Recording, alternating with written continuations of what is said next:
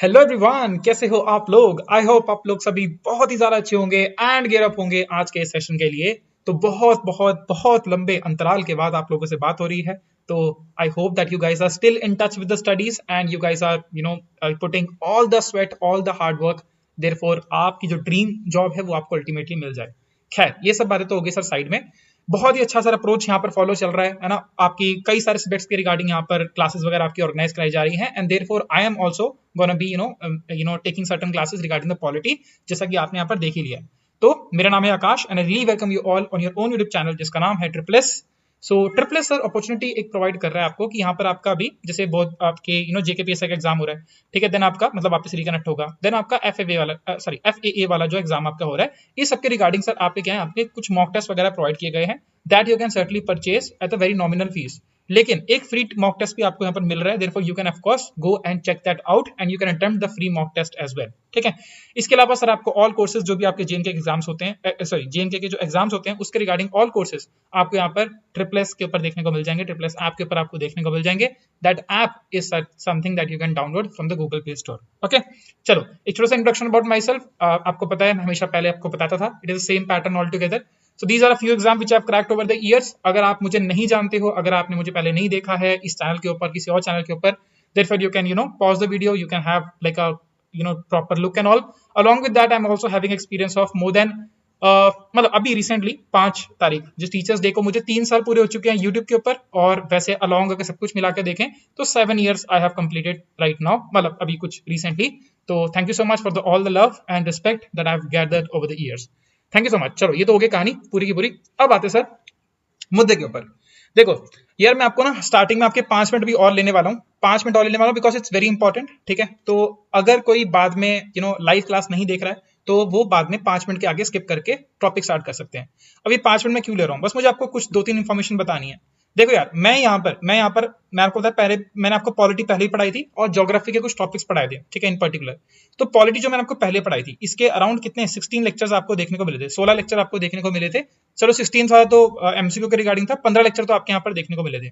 इसके अंदर मैंने यहाँ पर जो टॉपिक्स हैं, for example like basics of constitution, then आपका सर हिस्टोरिकल बैकग्राउंड मैंने यहाँ पर कवर किया था, ठीक है। देन मैं यहाँ पर आपके और भी जो टॉपिक्स हो गए मतलब बेसिक्स के अंदर, देन आपके कह लो जो स्टैटिक वाला पोर्शन होता है, कितने आर्टिकल्स हैं, क्या है क्या नहीं है, वो सबके रिगार्डिंग मैं यहाँ पर चीजें यहाँ पर कवर की थी।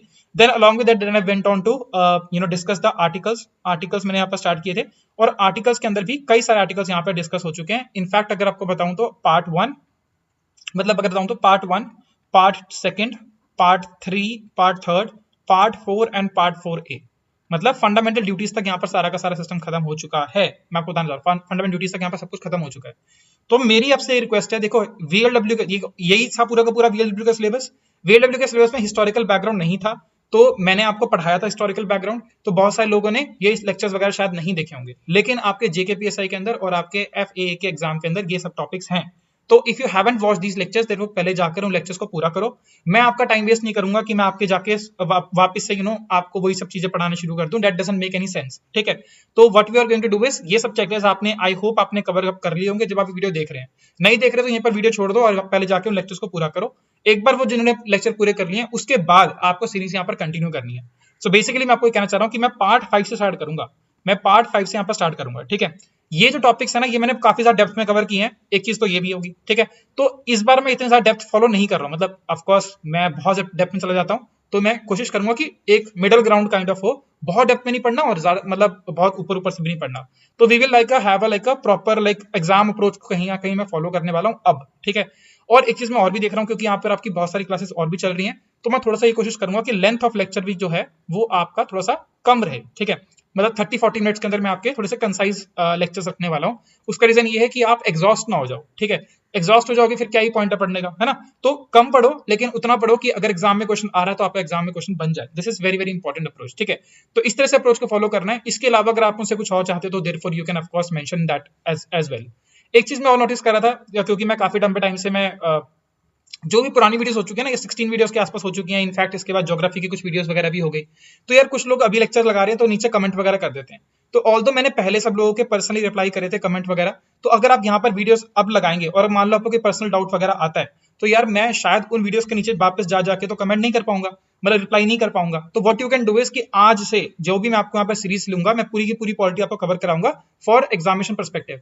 तो यहाँ पर आप कमेंट वगैरह कर सकते हैं, अपने डाउट वगैरह जो है मैं आपको जो भी होगा कंसाइज मैनर में रिप्लाई कर दूंगा।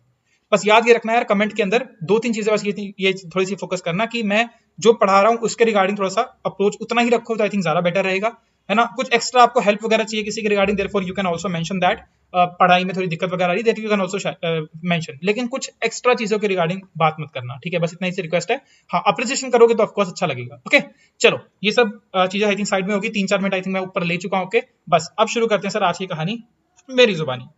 ऑल राइट, सबसे पहले सर मैंने आपको बताया हम पार्ट 5 के रिगार्डिंग स्टार्ट करेंगे, ठीक है। पार्ट 5, तो पार्ट 5 के अंदर सर आपको यहाँ पर क्या देखने को मिलेगा सर, यूनियन एग्जीक्यूटिव के ऊपर हम यहाँ पर क्या करने वाले, फोकस करने वाले हैं। अब यूनियन एग्जीक्यूटिव के अंदर सर हमारे कौन से मेजर ऑफिसेस आते हैं, पहले हमें ये समझना थोड़ा सा जरूरी हो जाता है। तो यूनियन एग्जीक्यूटिव, इसके अंदर हम क्या क्या पढ़ेंगे और क्या क्या मैं जो क्रोनॉलॉजिकल ऑर्डर आपको बताऊंगा, इसी ऑर्डर में आपको थोड़ा सा इंपॉर्टेंस देनी है इनको। फॉर एग्जाम्पल अगर बताऊं तो आपको सबसे पहले हम लोग पढ़ने वाले प्रेसिडेंट के रिगार्डिंग। अगर आपने प्रेसिडेंट अच्छे से पढ़ लिया तो सर आपका वाइस प्रेसिडेंट तो सर मतलब फ्री फोकट में हो ही जाता है, मतलब ज्यादा दिक्कत नहीं आती आपको, because it's very relatable concept all together. Then comes is very very important point, जिसका नाम है सर आपका काउंसिल ऑफ मिनिस्टर्स। ये सर बहुत इंपॉर्टेंट है। ये काउंसिल में से यहाँ से स्टार्ट तो होगा, लेकिन साथ साथ में अगला जो टॉपिक होगा हमारा यूनियन एग्जीक्यूटिव के बाद हम लोग यूनियन लेजिस्लेचर पढ़ेंगे। तो सर वहां से ये वाला पॉइंट क्या हो जाएगा, अल्टीमेटली कंटिन्यू होकर आगे तक बढ़ जाएगा, ठीक है। तो हो सकता है मैं आपको एक थोड़ा सा टॉपिक थोड़ा सा लेट स्टार्ट करूं। इसके बाद एक आपका रहता है जिसको बोलते हैं अटॉर्नी जनरल ऑफ इंडिया। तो ये जो 4 ऑफिसेस हैं इसके ऊपर हमें मेजर फोकस करना है। President is very very important out of all these, ठीक है। काउंसिल ऑफ मिनिस्टर्स तो इंपॉर्टेंट है ही है, इसमें तो कोई डाउट ही नहीं है, मैंने आपको पहले बता दिया, ठीक है। तो यही हमारे मेजर इंस्टीट्यूशंस है। चलो एक हल्का सा ओवरव्यू ले लेते हैं। मतलब मैंने बहुत पहले मतलब आई थिंक काफी लंबा टाइम हो चुका है, अगर आपको याद हो तो मैंने आपको बताया था सेपरेशन ऑफ पावर्स का concept, if you guys can remember that, separation of powers. अगर आपको याद आ रहा हो, मैं हल्का सा एक बार बस हल्का सा रिवाइज करवा रहा हूं आपको, सेपरेशन ऑफ पावर्स, जिसके अंदर मैंने आपको बोला था। अच्छा इनफैक्ट आपको बता दूं, ये टॉपिक मैंने आपको पढ़ाया था और इससे डायरेक्टली क्वेश्चन आ गया था। सेपरेशन ऑफ पावर्स का कॉन्सेप्ट किसने दिया था, तो मॉन्टेस्क्यू ने दिया था, जो कि एक फ्रेंच पॉलिटिशियन थे। यही आपका क्वेश्चन जो था वो आपका जेकेएस 2022 का प्रीलिम्स का क्वेश्चन है, ठीक है। जाके देख लेना, पता लग जाएगा आपको, ठीक है। ऑलराइट, तो ये टॉपिक मैंने कवर कराया था। सेपरेशन ऑफ पावर्स के अंदर हमने क्या पढ़ा था कि ये 3 पिलर्स ऑफ डेमोक्रेसी के रिगार्डिंग बात की गई थी, और यहाँ पर बोला गया था कि 3 पिलर होते हैं भाई साहब। अब 3 पिलर कौन से होते हैं, तो पहला जो पिलर था उसको बोला क्या, these are called as executive, these are called as executive, और हम लोग एग्जीक्यूटिव के बारे में पढ़ रहे हैं, right. Then it was like legislature was it legislature, and third जो था वो क्या था आपका जुडिशियल बॉडी या फिर जुडिशरी। ये थे आपके 3 सेपरेशन ऑफ पावर्स के पिलर्स। Alright, very good. अब एग्जीक्यूटिव का काम बेसिकली था क्या यार, ये वो लेजिस्लेचर क्या करते थे, कानून बनाते थे। They were like framing, law frame करने का काम किसका था, लेजिस्लेचर का काम था। मतलब इसमें कौन से आते हैं सर, आपके लोकसभा आते हैं, राज्यसभा आते हैं। ये तो सर हो गया आपके सेंट्रल लेवल पे। अगर स्टेट लेवल पे देखोगे तो क्या आता है सर आपका, यहाँ पर आपकी आती है लेजिस्लेटिव असेंबली, यानी कि विधानसभा आती है। और कहीं कहीं जगह पर आपको देखने को मिलती है लेजिस्लेटिव काउंसिल, यानी कि आपकी विधान परिषद भी आपको देखने को मिलती है कुछ जगहों पे, ठीक है, ऐसे करके। जुडिशियरी बॉडी का क्या था, सॉरी ये लेजिस्लेचर का काम क्या था आपका, लॉ फ्रेम करना। एग्जीक्यूटिव का बेसिकली काम क्या होता है, ये होता है लॉ इंप्लीमेंटेशन करना। कानून बन तो गए हैं, लेकिन कानून को एप्लीकेबल कौन कराएगा, कानून को एप्लीकेबल कौन कराएगा, दैट इज लॉ इंप्लीमेंटेशन वाली बॉडी जो होती है, लॉ इंप्लीमेंटेशन का काम जिसका होता है वो सर कौन कराते हैं, एग्जीक्यूटिव कराते हैं। अब एग्जीक्यूटिव में आपको बताया मैंने, आपको बहुत सारे ऑफिस आते हैं, president, vice president, these and all आपके यहाँ पर ऑफिस में आपके देखने को मिल जा रहे हैं, ठीक है। जुडिशियल का एग्जांपल क्या है आपका, सुप्रीम कोर्ट, हाई कोर्ट। इनका काम क्या होता है सर, ये लॉ के हिसाब से जो चीजें, मतलब जो लॉ के अंदर लिखा है, जो कानून के अंदर लिखा है, उसके हिसाब से जो भी कुछ चीजें चल रही हैं, मतलब उसको इसका जो वर्ड होता है उसे बोलते हैं एडजुडिकेट्स करना। एडजुडिकेट्स करना मतलब चेक करना कि वेदर एडजुडिकेशन ऑफ लॉ, मतलब यानी कि कुछ चीजें यहाँ पर सही हो रही हैं, नहीं हो रही, या प्रॉपर जैसे पालन हो रहा है कि नहीं हो रहा है ना, पालन वाज द वर्ड, एक्चुअली मेरे दिमाग में नहीं आ रहा था। तो पालन हो रहा है चीजों का कि नहीं हो पा रहा, जो लॉज बने उसके हिसाब से चीजें हो रही हैं कि नहीं हो रही, इनलाइन हो रहा है कि नहीं हो रहा, ये इनका काम होता है, ठीक है। अब हमारे देश में सेपरेशन ऑफ पावर्स का कॉन्सेप्ट का इस्तेमाल होता है या नहीं होता है, देखो ऑफकोर्स पढ़ा रहा हूं मतलब क्या होता है, लेकिन हमारा देश ना काफी ज्यादा फ्लेक्सिबल है, हमारा कॉन्स्टिट्यूशन काफी ज्यादा फ्लेक्सिबल है। तो हम लोग पूरी तरह से सेपरेशन ऑफ पावर्स का, पूरी तरह से डिस्ट्रीब्यूशन ऑफ पावर्स का, इन सबका पूरी तरह से इस्तेमाल नहीं करते। हम थोड़ा बहुत यहाँ पर मतलब इसके हिसाब से तो क्या होता है कि एग्जीक्यूटिव लेजिस्लेटिव के अंदर कोई भी मतलब लिंक नहीं है, लेकिन हमारे देश के अंदर आपको लिंकेज देखने को मिल जाएगा, ठीक है। खैर ये सब बातों के अंदर में डेप्थ में नहीं जाना, मैंने आपको पहले बताया डेप्थ में हमें नहीं जाना। पॉइंट हमारा ये है कि अब हम लोग इसी के आगे बढ़ने वाले हैं, दैट इज एग्जीक्यूटिव के रिगार्डिंग हम लोग यहाँ पर क्या करने वाले, बात करने वाले, किस तरह से लॉ इंप्लीमेंटेशन होती है, क्या क्या पावर्स होती है, उन सबके रिगार्डिंग हम लोग बात करेंगे। देखो इंपॉर्टेंट क्या है यहाँ पर, यूनियन वर्ड भी बहुत इंपॉर्टेंट है, क्योंकि मैं अभी यहाँ पर यूनियन एग्जीक्यूटिव के रिगार्डिंग बात कर रहा हूँ, मैं यहाँ पर स्टेट के रिगार्डिंग अभी कोई भी कंटेक्स्ट के अंदर बात नहीं कर रहा हूँ। क्योंकि अगर स्टेट एग्जीक्यूटिव के रिगार्डिंग में मेंशन करता तो यहाँ पर क्या होते, या फिर प्रेसिडेंट की जगह यहाँ पर क्या आते, गवर्नर आ जाते, वाइस प्रेसिडेंट तो यहाँ पर होते ही नहीं, मतलब उस केस में नहीं होते हैं। काउंसिल ऑफ मिनिस्टर्स की जगह पर क्या आते हैं, स्टेट काउंसिल ऑफ मिनिस्टर्स यहाँ पर आपको देखने को मिल जाते हैं। तो फिलहाल के लिए उसके रिगार्डिंग बात नहीं कर रहा। और एजीए की जगह यहाँ पर क्या होते हैं, यहाँ पर होते हैं आपके सॉलिसिटर जनरल ऑफ इंडिया वगैरह यहाँ पर आपको देखने को मिल जाते हैं, एसडीआई देखने को मिल जाते हैं। ठीक है, आने वाले टाइम पे उसके रिगार्डिंग भी बात करेंगे। ऑलराइट, सो नाउ एक छोटा सा कॉन्सेप्ट आपका और रह गया, वो भी आपको फटाफट से एक्सप्लेन कर देता हूँ। देखो जब हम यूनियन एग्जीक्यूटिव के रिगार्डिंग बात करें तो हमें एक चीज और याद रखने की जरूरत, मतलब हमें उसके बारे में पता होना चाहिए, which is called as the difference between the parliamentary form of government and the presidential form of government. ये भी थोड़ा सा हमें पता होना चाहिए, प्रेसिडेंशियल फॉर्म ऑफ गवर्नमेंट। ठीक है, देखो ये भी शायद मैंने आपको पहले कराया होगा, जितना मुझे याद आ रहा है, आई थिंक करा दिया होगा। ठीक है, एक minute, presidential form of government, presidential, अरे यार तो कैपिटल्स में ना स्पेलिंग की बड़ी दिक्कत आती है, चलो कोई नहीं, है ना, प्रेसिडेंशियल, हाँ presidential form of government, okay, presidential form government and parliamentary form government. ठीक है, चलो हल्का सा लेंगे, ओवरव्यू लेंगे, ज्यादा में दिमाग नहीं खराब करना है इसके अंदर। ठीक है, अगेन तो पार्लियामेंट्री फॉर्म गवर्नमेंट का, अच्छा इसके दो चार और भी नाम है, इसे कभी कभार कैबिनेट टाइप ऑफ गवर्नमेंट भी बोल देते हैं, कैबिनेट टाइप ऑफ गवर्नेंस भी बोल देते हैं, या फिर कैबिनेट मतलब हाँ कैबिनेट टाइप ऑफ गवर्नेंस भी बोल देते हैं। क्या यार मैं भी कंफ्यूज हो रहा हूँ। ओके, तो कैबिनेट टाइप ऑफ गवर्नेंस भी यहाँ पर बोल देते हैं इसको। ठीक है, और यहाँ पर क्या है कि पार्लियामेंट्री फॉर्म ऑफ गवर्नमेंट के अंदर आपको दो हेड ऑफ स्टेट देखने को मिलते हैं, मतलब क्या है सर, एक हेड ऑफ स्टेट देखने को मिलता है और एक हेड ऑफ गवर्नमेंट देखने को मिलते हैं। ठीक है, मतलब यहाँ पर डिस्टिंक्शन होता है हेड ऑफ स्टेट और हेड ऑफ गवर्नमेंट का। हेड ऑफ स्टेट यहाँ पर कौन होते हैं, head of state is the president, and यहाँ पर हेड ऑफ गवर्नमेंट कौन होते हैं, head of government is the that is यहाँ पर आपके आएंगे पीएम। अब पीएम जो होते हैं सर, ये क्या होते हैं, आपके कैबिनेट के हेड भी होते हैं, कैबिनेट के हेड कह लो या फिर आप कह लो कि काउंसिल ऑफ मिनिस्टर्स के हेड कह लो, इनके भी यहाँ पर क्या होते हैं, हेड होते हैं। इसीलिए सर इसे बोलते हैं कैबिनेट टाइप ऑफ गवर्नमेंट बोलते हैं। मतलब एक्चुअल में जो देश चला रहे हैं वो कौन चला रहे हैं, दैट इज यहाँ पर आपके पीएम चला रहे हैं। मतलब सारी रियल पावर्स किसके हाथ में होती हैं, देखो आपने पढ़ा होगा, दैट इज रियल पावर्स, मतलब चलो आपके आगे लिख देता हूँ। मतलब यहाँ पर क्या है, जो हेड ऑफ गवर्नमेंट होते हैं उनके हाथ में क्या होती है, आपकी रियल पावर्स होती है, वेयरएज हेड ऑफ स्टेट जो होते हैं उनके हाथ में क्या होती है, खाली नॉमिनल पावर्स होती है, नॉमिनल पावर्स होती है, रियल पावर्स इनके हाथ में नहीं होती, नॉमिनल पावर्स इनके हाथ में होती है, real powers is wasted with the prime minister. इसीलिए आपने देखा भी होगा कि हमारे देश के प्राइम मिनिस्टर ही कहीं ना कहीं जब भी फॉरेन टूर्स पर जाते हैं, मतलब टूर नहीं सॉरी एक्चुअली फॉरेन विजिट्स पर जाते हैं, ठीक है, बहुत सारे मेमोरेंडम एमओयूज वगैरह साइन करते हैं, वो हमारे देश के प्रधानमंत्री जी साइन करते हैं।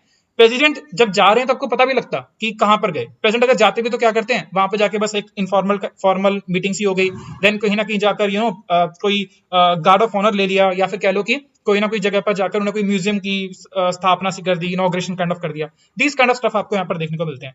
अच्छा, इसका मतलब ये बिल्कुल मत समझ लेना कि यार प्रेसिडेंट के पास तो यहाँ पर कोई पावर है ही नहीं, मतलब खाली कॉन्स्टिट्यूशनल प्रोविजन है, ऐसा कुछ भी नहीं है। ये बहुत इंपॉर्टेंट पावर है और आपको आने वाली क्लासेस के अंदर आपको पता लगता रहेगा कि प्रेसिडेंट के पास कितनी सारी पावर्स यहाँ पर आपको देखने को मिल जाती हैं। ठीक है, खैर प्रेसिडेंशियल फॉर्म ऑफ गवर्नमेंट के अंदर क्या क्या सीनारियो सर इसका, सर यहाँ पर हेड ऑफ स्टेट जो होता है और हेड ऑफ गवर्नमेंट होते हैं वो कौन होते हैं, एक इंसान होता है, उनको क्या बोलते हैं, प्रेसिडेंट बोलते हैं, उनको क्या बोलते हैं, प्रेसिडेंट बोलते हैं। मतलब यहाँ पर क्या है, यहाँ पर आपको डायरेक्टली कोई पीएम का कॉन्सेप्ट यहाँ पर आपको देखने को नहीं मिल जाएगा। ठीक है, ये जो कॉन्सेप्ट जो होता है प्रेसिडेंशियल फॉर्म गवर्नमेंट का, ये आपको यूएसए में आपका फॉलो होता है, वेयरएज पार्लियामेंट्री फॉर्म गवर्नमेंट जो ये आपका फॉलो होता है, ये आपका ब्रिटेन के अंदर से स्टार्ट हुआ था, देन आपका फॉलोड बाय हमारे इंडिया के अंदर भी हमारा यही यूज होता है, पार्लियामेंट्री फॉर्म ऑफ गवर्नमेंट का ये वाला आपका सिस्टम यहाँ पर आपको देखने को मिल जाएगा। ठीक है, वेरी वेरी इंपॉर्टेंट स्टाफ। ठीक है, अच्छा यहाँ पर याद रखना कि प्रेसिडेंट के पास दोनों मतलब हेड ऑफ स्टेट और हेड ऑफ गवर्नमेंट कौन होते हैं, प्रेसिडेंट ही होते हैं। ठीक है, मैंने आपको भी बोला।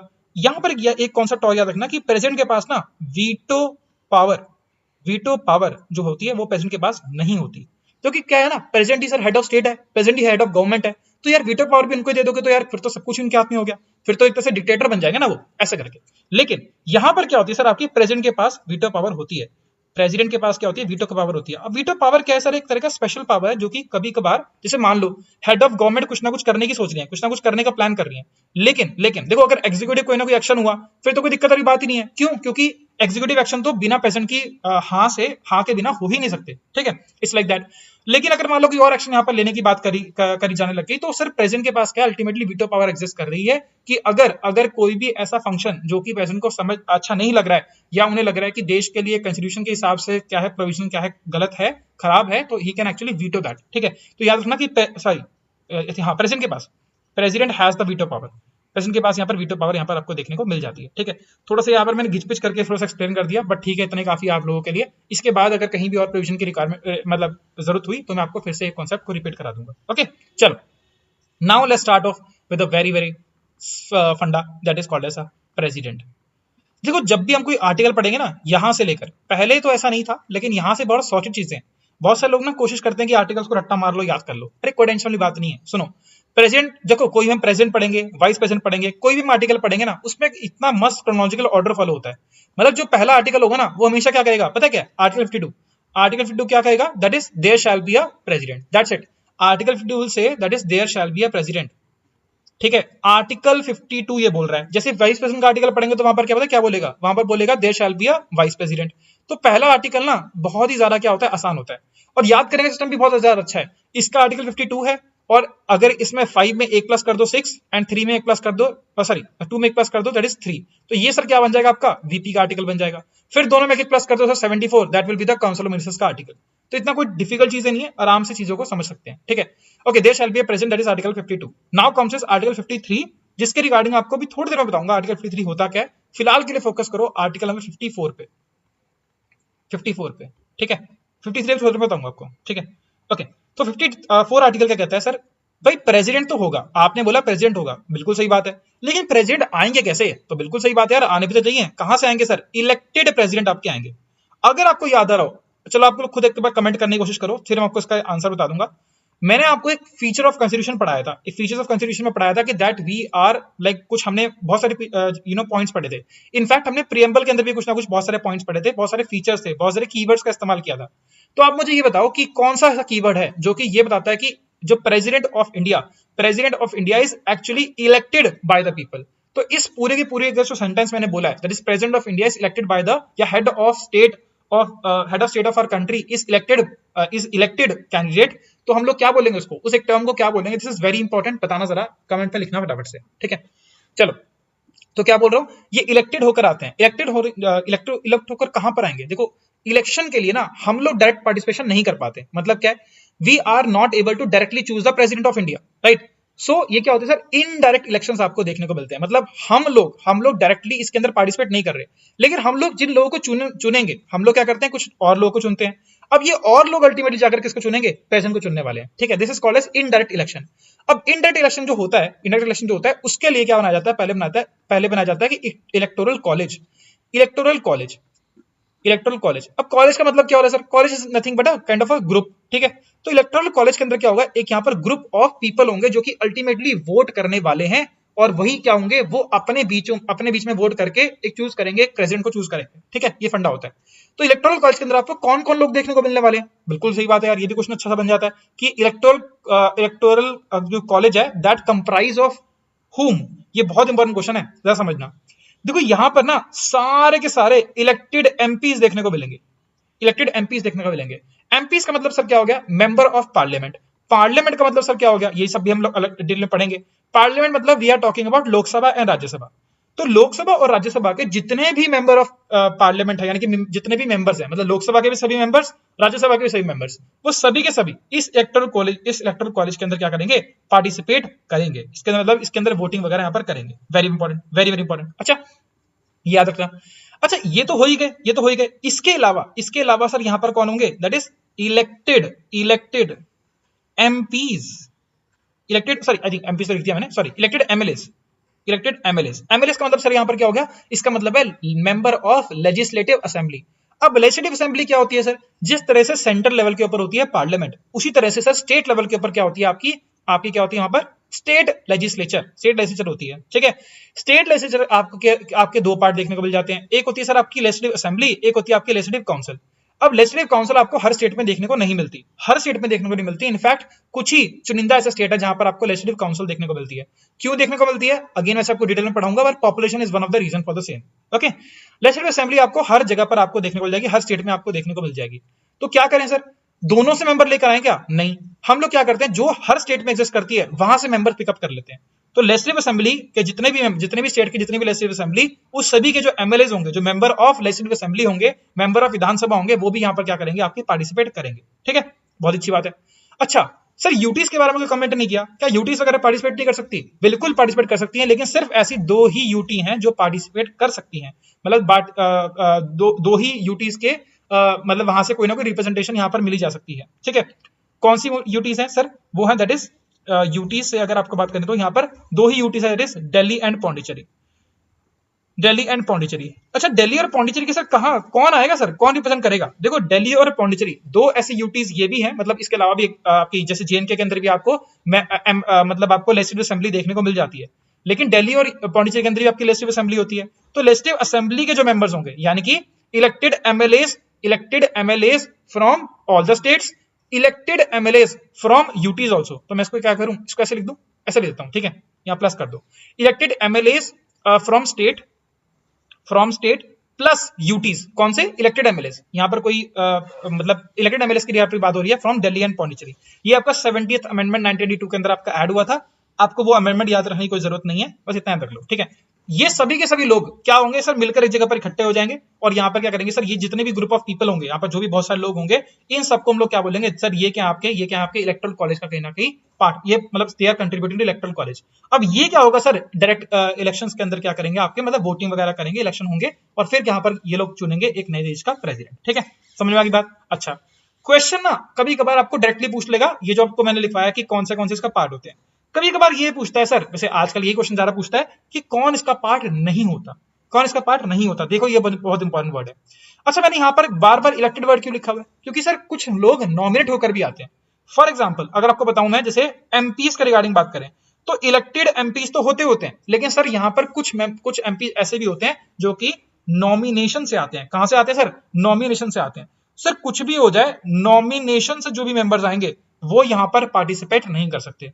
क्यों नहीं कर सकते सर? क्योंकि नॉमिनेट करता कौन है? प्रेसिडेंट। अरे भैया, प्रेसिडेंट ही नॉमिनेट करते हैं। और जो नॉमिनेट, फॉर एग्जांपल समझो, ऐसा समझो यार, मैं आपको पढ़ा रहा हूं, ठीक है, मैं इलेक्शन में खड़ा हो जाता हूं, चलो मैं एग्जांपल ही दूंगा, सुमित सर इलेक्शन में खड़े हो जाते हैं, ठीक है, सुमित सर इलेक्शन में खड़े हो जाते हैं। अब एक बात बताओ यार, सुमित सर आपको पढ़ा रहे हैं, सुमित सर आपके लिए इतना कुछ कर रहे हैं, तो अल्टीमेटली क्या करोगे आप? तो जाकर सुमित सर को वोट करोगे ना। समझ रही बात? सुमित सर ने आपको नॉमिनेट किया, मतलब ऐसे समझ लो कि सुमित सर यहाँ पर मान लो कि मेंबर ऑफ लेजिस्लेटिव असेंबली बन गया, कुछ भी यहाँ पर पोजीशन उन्होंने अक्वायर कर ली। अब अल्टीमेटली सर क्या कर रहे हैं कि आपका कहीं ना कहीं जैक लगा के कहीं ना कहीं सर ने फिट करा दिया आपको, ठीक है। अच्छा, ऐसा कुछ गलत मतलब मत समझना, पर मान लो कोई ना कोई पॉलिटिक्स में आपको एंट्री करा दी, ठीक है, मतलब आपको एमपी बना दिया, आपको एमएलए बनवाने में आपकी मदद करी। अब बट ऑब्वियस है ना, अगर सुमित सर क्या होंगे, प्रेसिडेंट इलेक्शन में खड़े होंगे, तो सर क्या करोगे आप लोग? सुमित सर के वोट करोगे। ये तो सिंपल सी फंडा हो गया। तो ये सर कहीं ना कहीं क्या हो गया, बायस हो गया कि जो इंसान नॉमिनेट कर रहा है एक पर्टिकुलर कैंडिडेट को, तो सर क्या होता है, एक जो कैंडिडेट है यानी कि आप लोग हो, उनका क्या होता है, एक ड्यू बन जाता है कि भाई तुमने हमको लगवाया, हम तुमको लगवा देंगे, हम तुम्हारा बेनिफिट करवाएंगे। It is like that. But ये सर डेमोक्रेटिक स्ट्रक्चर के क्या है, कहीं ना कहीं खिलाफ आपको देखने को मिल जाता है। इसलिए सर नॉमिनेटेड एमपीज पार्टिसिपेट नहीं करते, सिर्फ और सिर्फ इलेक्टेड एमपीज यहाँ पर पार्टिसिपेट करते हैं, ठीक है। Very very important. Now along with it MLCs भी पार्टिसिपेट नहीं करते। क्यों नहीं पार्टिसिपेट करते सर? मैंने आपको बताया कि जो एमएलसीज हैं, यानी कि आपकी जो लेजिस्लेटिव काउंसिल है, विधान परिषद है, वो आपको हर स्टेट में देखने को मिलती ही नहीं है। जैसे फॉर एग्जांपल आपको यूपी में देखने को मिलती है। सर दिक्कत हो जाएगी ना कि सर यूपी से एमपीज भी आ रहे हैं, एमएलएस भी आ रहे हैं, तो बेसिकली क्या हो जाएगा, जब वोटिंग होगी ना, तो सर यूपी के जो लोग हैं ना सर, उनका स्टेक क्या हो जाएगा, हाई हो जाएगा। और जो बेचारे पंजाब के लोग हैं या फिर जो कहते हैं हिमाचल प्रदेश के लोग हैं, सर वहां से जो 10 लोग भी आ रहे हैं, 20 लोग भी आ रहे हैं, मतलब मेरे कहने का मतलब है कि मान लो अगर 10 लोग आ रहे हैं, ऐसी रैंडम फिगर मान रहा हूं, 10 लोग आ रहे हैं सर हिमाचल प्रदेश और पंजाब से, तो सर यूपी से कितने आएंगे सर? 50 लोग आ जाएंगे, क्योंकि एमएलसीज भी आ रहे हैं और एमएलएस भी आ रहे हैं। यूपी तो सर वैसे ही बड़ा है, उसमें एमएलएस वैसे ही ज्यादा है, सर वो भी आएंगे, फिर एमएलसीज भी ऐड ऑन कर दो, सर यूपी डिसाइड करेगा बेसिकली कि प्रेसिडेंट कौन होगा। तो सर ये क्या है, डेमोक्रेटिक स्ट्रक्चर के कहने के खिलाफ है। एमएलसीज तो आपको हर जगह देखने को मिलते भी नहीं है, तो सर इसलिए इनको भी यहाँ पर अलाउ नहीं किया गया। इसका मतलब क्या सर क्या है, ये दोनों के दोनों यहाँ पर आपके पार्टिसिपेट नहीं कर सकते। These are very very important things, please याद रखना, ठीक है। अच्छा जी, बहुत अच्छी बात है सर, है ना, हमने फाइनली इकट्ठे कर लिए वो लोग जो कि हमारे देश के प्रेसिडेंट को चुनने वाले हैं। बहुत ही बढ़िया।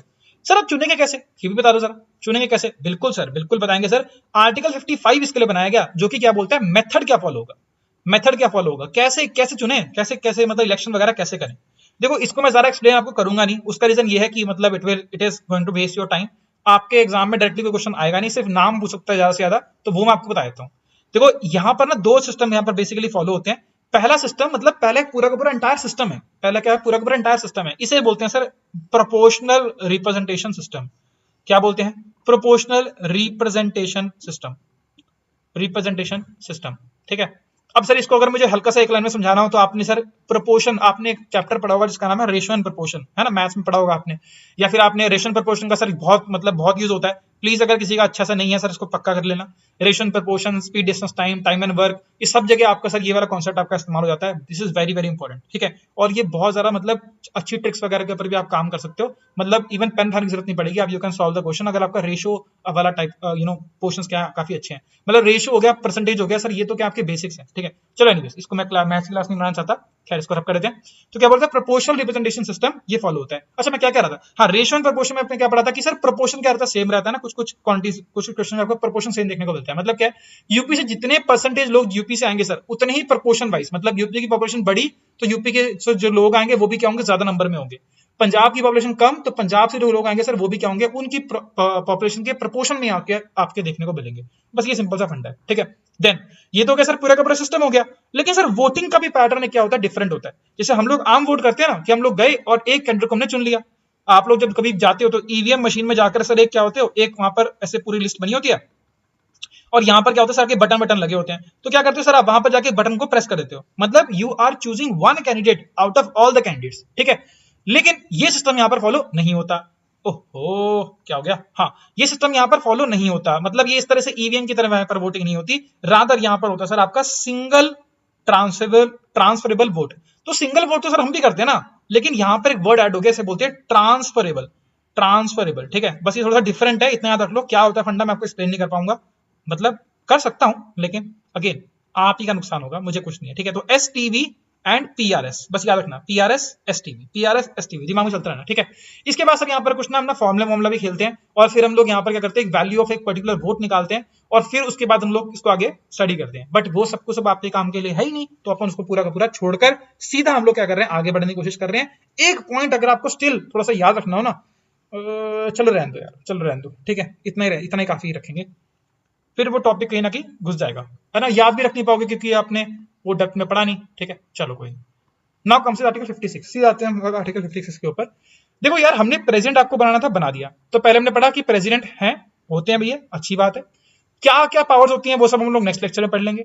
फिर हमने क्या करा कि भैया इनको वोटिंग कौन करेगा, तो इलेक्टोरल कॉलेज यहाँ पर वोटिंग वगैरह करेगा और अल्टीमेटली लेकर आएगा। वोटिंग वगैरह कैसे होगी सर, उसके लिए हमने आर्टिकल 55 पढ़ लिया।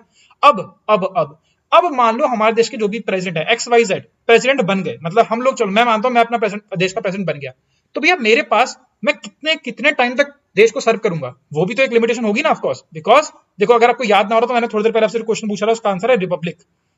दैट इज, हमने रिपब्लिक पढ़ा था कि we are a republic country, यानी कि हमारे हेड ऑफ स्टेट जो होते हैं वो भी इलेक्टेड होकर आते हैं और वो भी लिमिटेड पीरियड ऑफ टाइम के लिए क्या करते हैं, सर्व करते हैं। लिमिटेड पीरियड ऑफ टाइम के लिए यहाँ पर क्या करते हैं, सर्व करते हैं। इनका जो टेन्योर होता है वो क्या होता है, लिमिटेड होता है। अगर अनलिमिटेड हो जाएगा तो क्या हो जाएगा, तो सर डिक्टेटरशिप बन जाएगी, है ना। तो हमारा देश डेमोक्रेटिक कहाँ रह पाएगा, ठीक है, ना डेमोक्रेटिक रह पाएगा ना रिपब्लिक रह पाएगा। एक क्वेश्चन का आंसर फटाफट से दे दो कि जो रिपब्लिक वाला जो हमने ये सिस्टम लिया है वो हमने किस देश से अडॉप्ट किया है, ये आप कमेंट पे मेंशन जरूर करना, ठीक है। चलो बहुत अच्छी बात है। तो अब ये लिमिटेड टेन्योर बेसिकली है क्या, तो भैया टेन्योर के रिगार्डिंग यहाँ पर बात हो रही है और टेन्योर सर इनका रहता है 5 साल। क्या रहता है सर आपका, 5 साल, 5 ईयर्स इनका रहता है टेन्योर, ठीक है, बहुत अच्छी बात है। जिस दिन वो चार्ज रिज्यूम करेंगे उस दिन से 5 साल इनका टेन्योर रहने वाला है। लेकिन क्या सिर्फ 5 साल ही रहता है, क्या सर इससे कम हो सकता है, बिल्कुल कम हो सकता है सर, बिल्कुल कम हो सकता है। तो less than 5 years is also possible.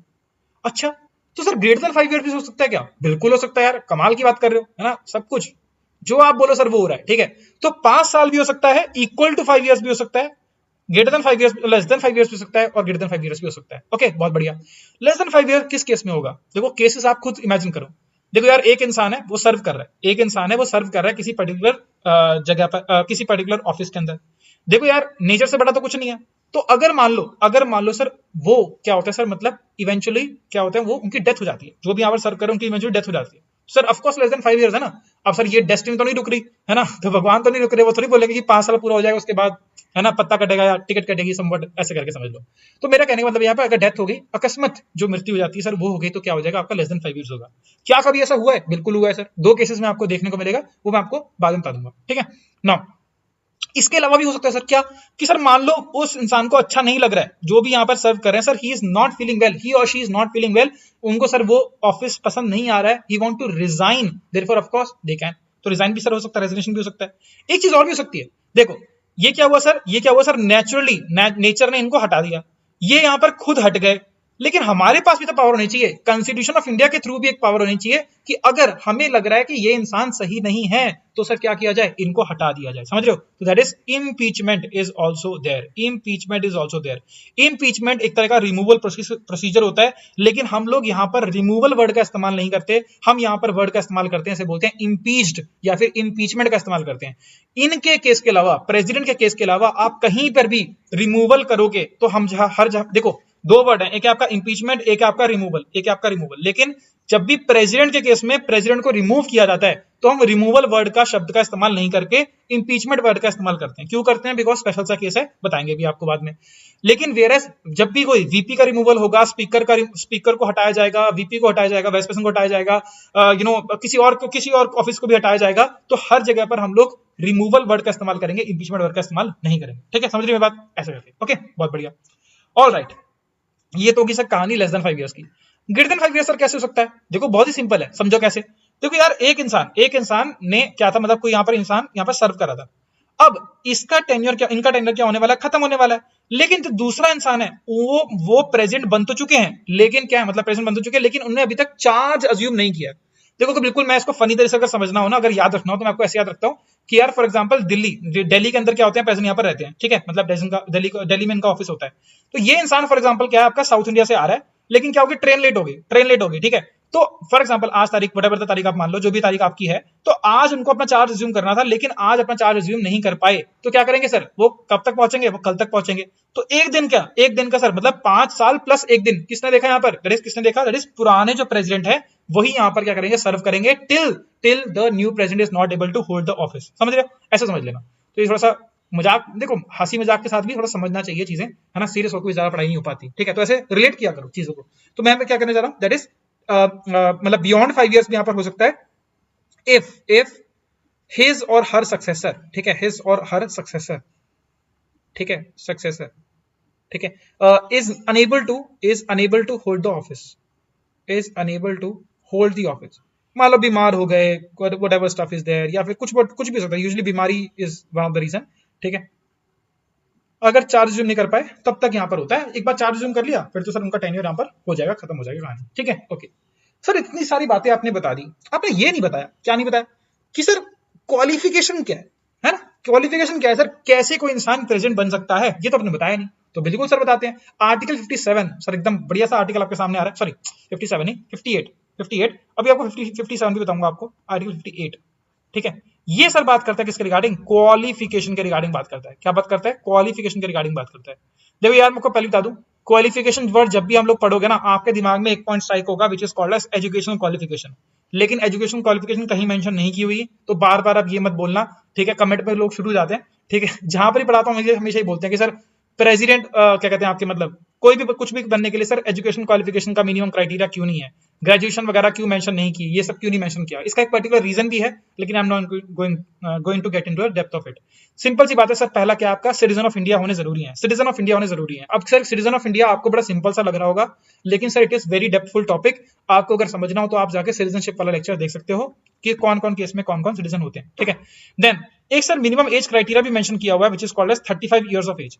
तो सर शायद जो भी लेक्चर लगा रहे हैं, शायद आप और मैं एलिजिबल नहीं है, क्यों? क्योंकि 35 साल से कम उम्र के हम लोग, है ना, ऐसे करके 35 इयर्स ऑफ एज, ठीक है, ये आपकी होनी चाहिए मिनिमम, ठीक है। Then very important term, this is called as no office of profit, no office of profit, no office of profit. Office of profit का मतलब सर क्या हो गया, देखो प्रॉफिट मतलब फायदा, नो ऑफिस ऑफ प्रॉफिट का मतलब क्या होगा कि सर अपने फायदे के लिए आप ऑफिस में नहीं आ रहे, आप सर क्या कर रहे हो, देखो आप देश को हेड कर रहे हो, तो अगर देश को हेड करने वाला इंसान ही क्या हो जाए, लीडर ही क्या हो जाए, करप्ट हो जाए, या फिर अपने फायदे के लिए करे, तो फिर देश की तो लंका लग गई ना, ठीक है। अच्छा, लंका से याद आया sir, Sri Lanka is a very classic example, तो सेम, ठीक है, राजपक्ष फैमिली, सर मैं क्या ही बताऊं उसके बारे में, है ना, आपको पता ही होगा अच्छे से, ठीक है। तो वो क्या था सर, वहां पर ऑफिस ऑफ प्रॉफिट था, मतलब अपने फायदे के लिए आ रहे थे, अपने जेब भरने के लिए आ रहे थे। तो सर उस केस में सर देश कभी प्रगति में नहीं जा पाता, और इसीलिए बोला गया कि हमारे देश में ऐसा नहीं होना चाहिए, नो ऑफिस ऑफ प्रॉफिट यहाँ पर नहीं होना चाहिए, ठीक है। Very important, very very important, please याद रखना, ओके। अच्छा, इसके अलावा कोई प्रॉपर डेफिनेशन कहीं डिसाइड नहीं की गई, मतलब डिफाइन नहीं की गई, बस यहाँ पर मेंशन किया है। एक लास्ट इंपॉर्टेंट पॉइंट जो आपको याद रखना है कि that is eligible to become what, member of member of Lok Sabha. देखो ये बहुत इंपॉर्टेंट है, लोकसभा के मेंबर बनने के लिए एलिजिबल होने चाहिए। मतलब क्या है, लोकसभा की जो भी क्वालिफिकेशंस होंगी, जिस तरह से प्रेसिडेंट की क्वालिफिकेशन है, वैसे सर लोकसभा की कुछ क्वालिफिकेशन होंगी, तो लोकसभा के क्वालिफिकेशन के हिसाब से ये एलिजिबल होने चाहिए मेंबर ऑफ लोकसभा बनने के लिए। क्या एक्चुअल में मेंबर होने चाहिए? नहीं, ऐसा कहीं नहीं बोला मैंने कि मेंबर होने ही चाहिए, बस एलिजिबल होने चाहिए मेंबर ऑफ लोकसभा बनने के। This is very very important, ठीक है। इसके आगे सर कुछ और प्रोसीजर वगैरह होते हैं, नॉमिनेशन पेपर फाइल करना होता है ना, फिर प्रपोजल्स चाहिए, सेकेंडर्स चाहिए, ब्ला ब्ला करके कुछ स्टफ वगैरह होता है। This is not important for you, therefore you can actually leave that stuff, ठीक है। All right, very very good. Now comes sir article 57। मैंने भी 57 से सॉरी 53 से पहले क्या था, 58 से पहले 57 आई हैव मिस्ड, राइट। तो 57 सर क्या आर्टिकल था वो आप समझ लेते हैं। देखो ये बोलता है कि सब कुछ हो गया सर, हमारे पास सब कुछ हो गया, टेन्योर डिसाइड हो गया, ये हो गया, वो हो गया, सब कुछ यहाँ पर हो गया। सर कोई इंसान कितनी बार प्रेसिडेंट बन सकता है? ये क्वेश्चन का आंसर करता है सर आपका 57 आर्टिकल। ये बोलता है क्या, that is a person can contest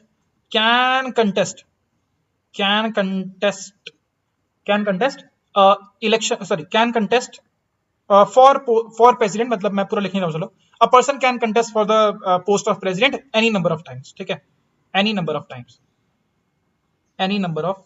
times, मतलब कितनी मर्जी बार। देखो एक मतलब फॉर एग्जांपल मैं देश का प्रेसिडेंट बन गया, ठीक है, तो अगली बार भी जब प्रेसिडेंट के इलेक्शन होंगे तो मैं फिर से खड़ा हो सकता हूँ। फिर उसके बाद 2 बार बन गया तो उसमें तीसरी बार फिर खड़ा हो सकता हूँ, फिर चौथी बार फिर खड़ा हो सकता हूँ। हाँ, कंडीशन बस ये है कि आपको उतने वोटर्स आपको सपोर्ट करें कि आप मेजॉरिटी में, मतलब अपनी मेजॉरिटी प्रूव करो, and then you can of course have the office for next 5 years, next 10 year as well, ठीक है। अगर थोड़ा सा कंपेयर करने की कोशिश करूं ना, तो आपको शायद एक एग्जांपल थोड़ा सा आपको रिलेट करने के बताता हूं। यूएसए के अंदर सिस्टम नहीं है, यूएसए का सिस्टम आपका ये नहीं है। क्यों नहीं है आप समझो। यूएसए के अंदर ये बोला गया कि आपका कोई भी प्रेसिडेंट आपका 2 बार से ज्यादा, 2 कंसेक्यूटिव या 2 टेन्योर से ऊपर सर्व नहीं कर सकता, 2 टेन्योर से ऊपर सर्व नहीं कर सकता। If you guys can remember that, शायद आपको याद हो, तो बराक ओबामा सर 2 बार बने, है ना, 1 बार बने, फिर आपके 2 बार आपके सर्व कर लिया उन्होंने। देन आपके क्या है, आपके Trump was there, Donald Trump was there, and वो अपने आप फिर से सेकंड इलेक्शन के लिए भी क्या हुए थे, खड़े हुए थे, लेकिन वो सेकंड इलेक्शन यहाँ पर हार गए। और अभी भी अगर आप थोड़ा बहुत न्यूज में सुनते रहा करो, सुनते होंगे, तो वहां पर क्या मेंशन करते हैं कि ट्रंप भी क्या कर रहे हैं अभी ना, इलेक्शन रैलीज वगैरह के लिए कहीं ना कहीं, मतलब अपने को अभी वो रेस के अंदर है, वो निकले नहीं है बाहर। दोबारा जब इलेक्शन होंगे तो वो जो बाइडेन के खिलाफ डेफिनेटली यहाँ पर खड़े होंगे, क्योंकि यूएस के अंदर ये बोला गया कि 2 बार आप बन सकते हो प्रेसिडेंट, उसके बाद आप प्रेसिडेंट यहाँ पर नहीं बन सकते। क्यों नहीं बन सकते? बिकॉज आपको मैंने थोड़ा सा बताया था कि parliamentary form government and presidential form government. तो प्रेसिडेंशियल फॉर्म गवर्नमेंट में अगर क्या हुआ कि वो उसके पास सर वहां पर क्या है, यूएस के अंदर हेड ऑफ स्टेट भी है, हेड ऑफ गवर्नमेंट भी है, दोनों के दोनों सर वही इंसान है। तो सर क्या हो जाएगा, अगर सर ये 10 साल, 2 टेंडर मतलब क्या 10 साल हो गया, उसके बाद सर क्या हो गया, और भी आगे हो गया सर, यही इंसान अगर अकेला बैठा रहेगा फिर तो डिक्टेटरशिप हो जाएगी ना, क्योंकि सर सारी पावर्स वैसे ही उनके हाथ में, और एक ही इंसान लंबे टाइम तक रहे तो सर डिक्टेटरशिप हो जाएगी। दैट इज नॉट, ये इसको रिस्ट्रेन करने के लिए यहाँ पे आपका ये किया गया, ठीक है। वेरी वेरी इंपॉर्टेंट, ये भी थोड़ा सा याद रख लेना पॉइंट्स वगैरह। USA is out there. अच्छा ऐसा नहीं है, मैं कोई एक और इंटरेस्टिंग सा बताता हूँ एक फैक्ट। चलो एक क्वेश्चन आपके लिए दे दिया, ये आपसे पूछेगा नहीं पर आपको वैसे ही बता रहा हूं।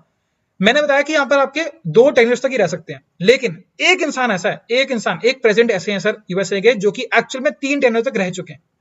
उनका नाम क्या है, अगर आप बताना चाहो तो बता सकते हैं। फिलहाल 46th प्रेसिडेंट यहां पर क्या हो रहे हैं, आपके सर्व कर रहे हैं इस टाइम पर, जिनका नाम है आपका जो बाइडेन इज 46 प्रेसिडेंट। नाम तो आपको पता ही होगा, पर 46 नंबर हल्का सा देख लिया करो, जो से याद रख लिया करो, ठीक है, वेरी इंपॉर्टेंट। और अगर हम बात करें कि 49th आपके क्या है वाइस प्रेसिडेंट है, जिनका नाम है आपकी कमला Harris. she is from Indian, मतलब she has ties from India itself, अगर आपको याद हो तो प्लीज याद रखना, ठीक है। डेमोक्रेटिक पार्टी से बिलोंग करते हैं, थोड़ा सा देख लीजिएगा सबके बारे में, ठीक है। चलो एनीवेज, अच्छा हमारे देश के अंदर ऐसा कुछ हो चुका है कि कोई इंसान 2 बार बनाओ, बिल्कुल बना है, लेकिन आपको मैं एंड में बताऊंगा। आप चाहो तो अभी कमेंट के अंदर मेंशन कर सकते हो, बाकी मैं आपको एक बताऊंगा एंड में, जो रीसेंट प्रेसिडेंट है उनके रिगार्डिंग भी कुछ इंपॉर्टेंट पॉइंट्स जरूर बताऊंगा, ठीक है। चलो देखो इलेक्शन हो गए, सब कुछ हो गए, लेकिन एक फंडा और होता है जिसे बोलते हैं ओथ लेना। क्या लेना? ओथ लेना। मतलब जब तक आप कसम नहीं खा लेते कि आप अपनी सत्यनिष्ठा से आप अपने क्या करोगे, अपने जो भी कर्तव्य है उनका पालन करोगे, ऐसे करके जो होती है ना, ऐसे करके, जैसे इनके केस में आपकी जो देखने को मिलेगी, इनकी ओथ जो होती है ना, प्रेसिडेंट की ओथ हमारे कॉन्स्टिट्यूशन के हिसाब से बहुत अलग होती है। जैसे ये बोलते हैं sir to preserve and protect the constitution of India, ऐसे करके इनकी टर्म आती है। तो याद रखना जो ओथ का फंडा है ना, ओथ कौन दिलाता है, ये आर्टिकल 60 में लिखा है। This is very important, this article number is also important, this oath is also very important. कौन दिलाता है सर? ये सर क्या करते हैं, administered by none other than the CJI, that is chief justice of India करते हैं, इनको एडमिनिस्टर करते हैं। अच्छा मान लो यार, मैंने आपको पहले बताया था कि अगर क्या है आपके नेक्स्ट वाले प्रेसिडेंट जो है वो क्या है, उनकी सेहत अच्छी नहीं है, वो अभी नहीं आ पा रहे, तो क्या करते हैं, प्रेसिडेंट का टेनर बढ़ा देते हैं। तो ऐसा भी तो हो सकता है सर, जिस दिन ओथ लेने का टाइम आए, जो जिस दिन ओथ लेने का टाइम है, उस दिन CGI जो हो अवेलेबल ही ना हो, कि आप पता हमारे देश के अंदर उस टाइम सीजीआई एग्जिस्ट ही ना करते हो, और अगर करते भी हो तो सर क्या हो, मतलब मान लो वो अवेलेबल नहीं है, तो क्या करेंगे सर? सर जो भी और if not available, if CGI is not available, तभी ये वाला क्लॉज एक्टिवेट होगा कि जो भी सीनियर मोस्ट जज है सुप्रीम कोर्ट के, सीनियर मोस्ट जज ऑफ सुप्रीम कोर्ट, सर वो क्या होंगे सर, यहाँ पर पिक्चर में आएंगे और ultimately they will handle the proceedings and they will like go after senior most जज ऑफ सुप्रीम कोर्ट। ठीक है, सुप्रीम कोर्ट में सर काफी जज देखने को मिलते हैं, उसमें सीनियर मोस्ट जो भी होंगे उनको पिकअप करके यहाँ पर बिठा देंगे। ठीक है, that is the case with it. Alright, चलो बहुत सी बात है। देखो फिलहाल के लिए आज हम इस लेक्चर को यहीं पे रख रहे हैं। ठीक है, मैंने आपको बताया था कि कंसाइज लेक्चर में बनाने की कोशिश कर रहा हूँ, तो मैं this is one of the part of it. ठीक है, काफी दिनों के बाद ही मुलाकात हो रही है, तो थोड़ा सा एडजस्ट करने में आपको टाइम लगेगा। वही 30-40 मिनट्स की विंडो के बीच में हमारे लेक्चर्स यहाँ पर रहा करेंगे। अब ये हमारा टॉपिक जो होगा, कल हम जो टॉपिक पढ़ेंगे इंपीचमेंट पढ़ेंगे। देखो अभी तक हमने बात करी है कि कौन प्रेसिडेंट, क्या प्रेसिडेंट, कैसे आते हैं ये बताया, लेकिन जाते कैसे हैं। इंपीचमेंट का जो प्रोसीजर होता है वो मैंने आपको अभी एक्सप्लेन नहीं कराया है, तो उसके रिगार्डिंग हम लोग बात करेंगे नेक्स्ट क्लास में। इनके कुछ पावर्स होते हैं, कुछ स्पेसिफिक पावर्स, कुछ स्पेसिफिक फंक्शंस होते हैं, उसके रिगार्डिंग हम लोग नेक्स्ट क्लास में बात करेंगे। इसके अलावा और हम कुछ और रिसेंट करंट अफेयर के रिगार्डिंग टॉपिक देखने की कोशिश करेंगे। ठीक है, then we will also proceed towards the VP as well, because वो छोटा टॉपिक है, शायद हो सकेगा तो नेक्स्ट क्लास में कवर कर दूंगा। इसके अलावा कोई भी डाउट हो, कोई भी दिक्कत हो, कोई परेशानी, तो क्या करना है सर, आपको कमेंट के अंदर मेंशन करना है, जरूर कीजिएगा। मैं आपको पर्सनली रिप्लाई हमेशा करता हुआ और अभी भी करूंगा if you have any doubt. ठीक है, thank you so much for watching this video, see you the very next time, till then guys take care, हमेशा की तरह जय हिंद।